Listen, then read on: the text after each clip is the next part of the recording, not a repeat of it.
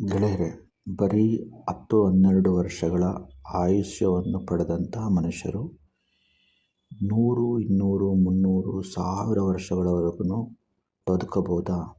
ತನ್ನ ಈ ಅಲ್ಪಾಯುಷ್ಯವನ್ನು ಜಾಸ್ತಿ ಮಾಡ್ಕೋಬೋದಾ?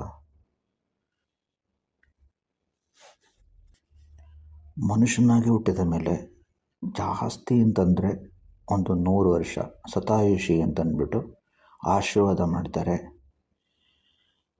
ಇಂಥ ಒಂದು ಮನುಷ್ಯ ಜನ್ಮದಲ್ಲಿ 100 ವರ್ಷಕ್ಕಿಂತ ಜಾಸ್ತಿ 200, 300, 500, 1000 ವರ್ಷಗಳವರೆಗೆ, ಅದಕ್ಕಿಂತ ಜಾಸ್ತಿ ವರ್ಷಗಳವರೆಗೆ ಒಂದು ಮನುಷ್ಯನಾಗಿ ಹುಟ್ಟಿದ ಮೇಲೆ ಬದುಕಲು ಸಾಧ್ಯವಿದೆಯಾ?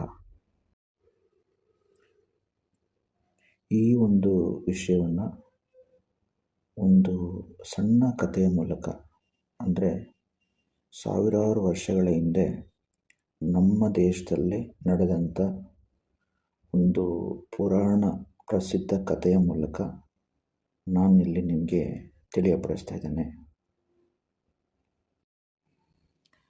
ಗೆಳೆಯರೆ, ಆ ಕಥೆ ಏನು ಅಂತಂದರೆ, ಸಾವಿರಾರು ವರ್ಷಗಳ ಹಿಂದೆ ನಮ್ಮ ಭಾರತ ದೇಶದಲ್ಲಿ ಒಂದು ಪುಟ್ಟ ಗ್ರಾಮದಲ್ಲಿ ಒಂದು ಋಷಿ ದಂಪತಿಗಳು ವಾಸವಾಗಿರ್ತಾರಂತೆ. ಆ ಸಂದರ್ಭದಲ್ಲಿ